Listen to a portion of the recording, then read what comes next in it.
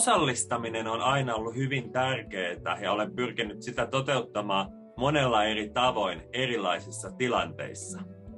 Ja mulla itselläni on sellainen systeemi siihen osallistamiseen, että minä valitsen menetelmät aina sen ryhmän koon ja totta kai jos tiedän etukäteen taitoasteen, niin sen mukaan, että ne ryhmät koot, mitkä mulla on sellaisia raja-arvoja, niin on alle 50 osallistujaa, 50-100 tai yli 100. Ja minä näen sen osallistamisen aika laajana asiana, että mä en ajattele sitä pelkästään sellaisena, että mitä se osallistuja pääsee tekemään siinä aikana, vaan mä ajattelen myös, että se osa sitä osallistamista on se, että millä tavalla minä puhun, millä tavalla olen rakentanut kokonaisuuden, millaisia materiaaleja tarjoan, millä tavoin huomioin ne vastaanottajat, vaikka he ei aktiivisesti siinä kohtaa osallistuisikaan.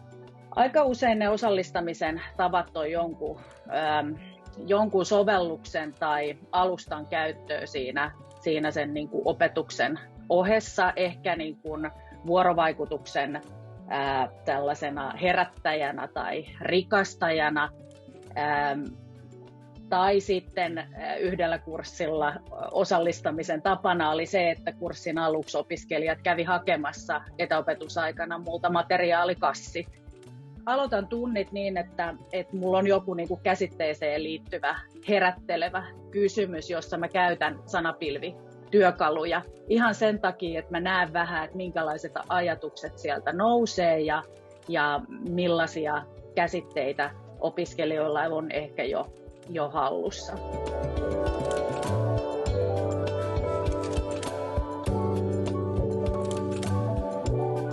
Bravuuri, mitä me aika usein teen, eli tämmöinen yhteiskehittämiseen rakennettu diapohja, joka toimii sillä tavalla, että mulla on siellä postit-lappuja, joihin osallistujat pääsee kirjoittamaan niin aiheeseen liittyviä ideoita. Se voi olla joku täydennyskoulutuksen aihe tai vaikka pelisuunnittelu tai joku vastaava.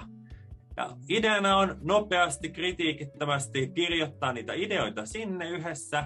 Ja sitten kun se ideointi on tehty, niin siellä reunassa on sellaisia punaisia pisteitä, joita osallistujat raahaa sinne omasta mielestään parhaan idean päälle. Ja sitten se menee jatkoon ja sitten tehdään samanlainen vaihe, kun mietitään vaikka mitä osa-alueita tässä voisi olla tai mikä on tärkeää tässä valitussa aiheessa.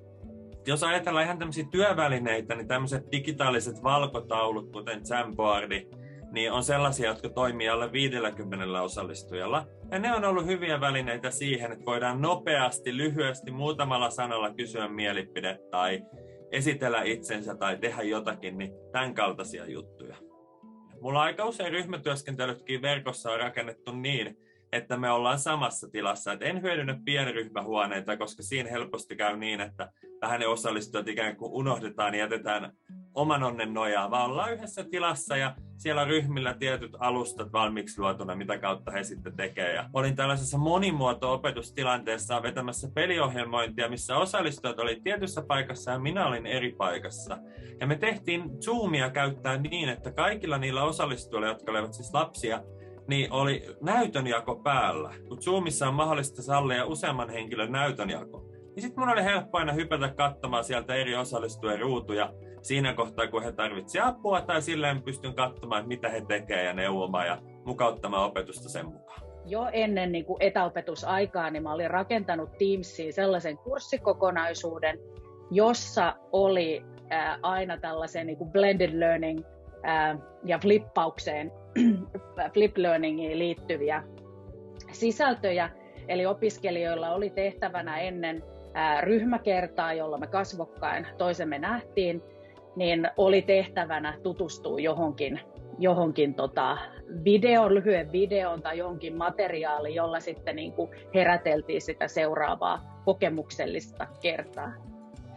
Ja sitten mä olin vaan rakentanut sen kerran niin, että mä olin tehnyt hyvin tarkat sellaisen niin kuin skriptin itselleni, että miten me edetään.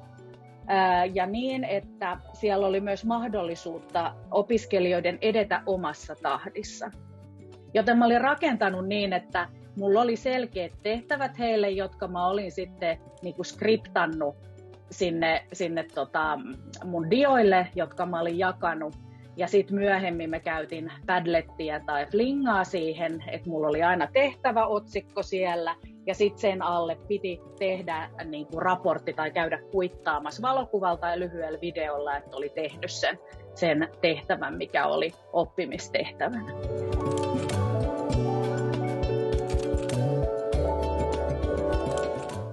Mulla on oikeastaan käynyt niin, että tässä koronan etäopetusaikana niin se mun käytettävien sovellusten valikoima on pienentynyt verrattuna siihen, mitä se oli ennen koronaa lähiopetustilanteissa.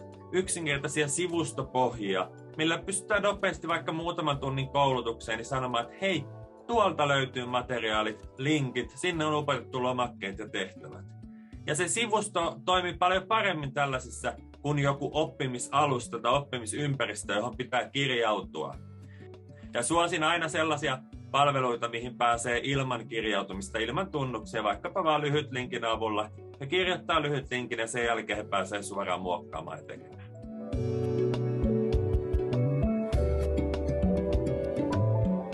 Runko, tällainen pedagoginen käsikirjoittaminen, että miten viestitään osallistujille, opiskelijoille etukäteen, mitä tulee tapahtumaan missäkin vaiheessa, ja miten viestitään heille vaikkapa jonkin pienryhmätyöskentelyn aikana, annetaan neuvoja ja muuta. Että on noussut entistä enemmän tärkeäksi se, että sen opetustilanteen ikään kuin ajattelee ja pelaa läpi etukäteen ja miettii, että miten toimin tässä kohtaa, miten annan ohjeita, miten opiskelijat pääsee näkemään sen, että mitä on tulossa, että he pystyvät valmistautumaan siihen. No, digitaaliseen osallistamisen työtapoja, kun käytetään siinä opetuksessa, niin ennen kaikkea täytyy pohtia se, että mitä sillä tavoitellaan. Miksi sitä tehdään, mitä halutaan, että se tuottaa se toiminta. Mä itse koen, että tärkeimpänä on, jos ajatellaan vaikka tällaista niin kuin verkkoyhteyden kautta tapahtuvaa opetus- ja oppimistilannetta, niin haastavinta on se, että me ei olla samanlaisessa vuorovaikutuksessa toistemme kanssa, kun me oltaisiin siinä luokkahuonetilanteessa. Ja aika usein joko opiskelijoilta puuttuu kameroita tai niitä ei haluta pitää päällä. Toinen, mikä haaste tulee siihen, on se, että miten saadaan kaikkien ääni kuuluville ja kaikki saa niitä sellaisia osallistumisen kokemuksia, koska se puheenvuoron pyytäminenkin on erilaista siinä etäyhteystilanteessa. Ja se on ehkä mulla se niin kuin aina se vahvin ohjenuora siinä osallistamistapojen pohdinnassa. Että minkälaisilla sovelluksilla, minkälaisilla tehtävillä, niin mä saan kaikilta jotain siihen oppimistilanteeseen, jonkinnäköistä kontribuutiota.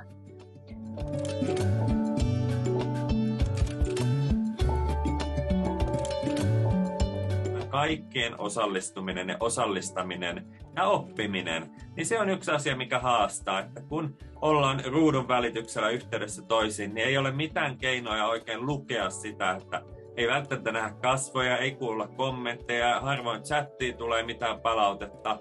Toki meitä aina välillä haastaa lumimyrskyt ja sähkökatkot ja kaikki tällaiset asiat, mitkä teknisesti voi olla, mutta yleensä kun etukäteen vähän miettii, että hei, miten toimin, jos mulla alkaa nyt yhteyspätkiä tai kone menee jumiin tai muuta, niin se auttaa siinä, että pystyy reagoimaan sitten siinä tilanteessa. Mutta mitä enemmän mennään semmoiseen hands-on tekemistä vaativaan aiheeseen, niin sitä haastavammaksi ja myös ehkä vähän epäsopivammaksi se verkossa työskentely muuttuu. Totta kai sitä voidaan jollakin tavalla niin kuin vähän ehkä keinotekoisesti helpottaa, mutta joissain aiheissa se lähiopetus on ehkä ainoa vaihtoehto tai ainakin huomattavasti parempi vaihtoehto. Ja myös sellaisen, mikä on esimerkiksi digitaalisissa oppimisympäristöissä muuten kuin kertaluontoisesti esillä, sen pitäisi olla saavutettavaa. Ja se tarkoittaa, että osa materiaaleista, vaikkapa PDF tai jokin tämmöinen monipuolinen interaktiivinen alusta, ei ole saavutettavaa. Ja sitten meillä voi olla joitain opiskelijoita, jotka eivät pääse siihen materiaaliin käsiksi mitenkään.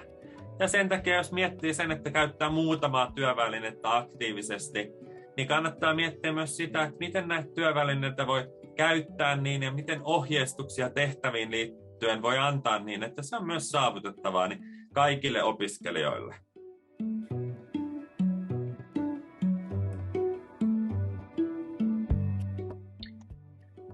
opiskelijoilta ehkä tulee eniten palautetta digitaalisen osallistamisen tapoihin liittyen, niin niistä, että on jotain uusia sovelluksia, mitä heille esitetään, tai että heillä tavallaan vähän karttuu se heidän oma niin kuin digipedagogiikan välineistönsä.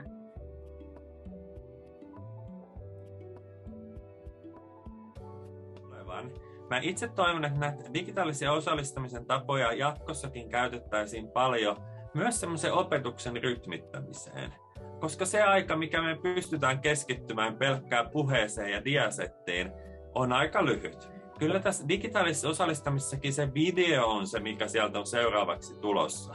Tälläkin hetkellä on jo paljon työvälineitä, jotka mahdollistaa vaikka sen, että no toki niin, että me vastataankin videolla, mutta myös sen, että videoon on upotettu niitä erilaisia tehtäviä ja muuta. Ne on tämmöiset pelillistämisen tavat ja tavat, miten tuoda sitä osaksi opetusta. Et Suomessa ei kauheasti ole tämmöistä osaamismerkkiä, sertifikaattia, niin kuin jonkinlaisen suorituksen jakamisen kulttuuria, mutta monessa muussa maassa se on hyvin vahvana. Ja ajattelen, että kyllä se ennemmin tai myöhemmin tänne rantautuu sitten niin Suomeenkin, että jatkossa työnantajat vaikka opiskelijoita rekrytoidessaan niin osaa kysyä enemmän, että hei, mitäs sertifikaatteja on ja mitäs muita tapoja todistaa osaamisesi sinulla on, kun se suoritettu tutkinto. Mä itse näen, että se niin kuin hybridimallit tulee lisääntymään, mutta että me pystytään hybridiopetusta laadukkaasti toteuttamaan, niin meidän täytyy muuttaa meidän opetus- ja oppimistiloja ja laitekantaa päivitettävä niin, että on mahdollista esimerkiksi opiskelijaryhmälle laittaa tekemään yhteistyötä niin, että osa on siellä paikan päällä ja osa verkkovälitteisesti läsnä.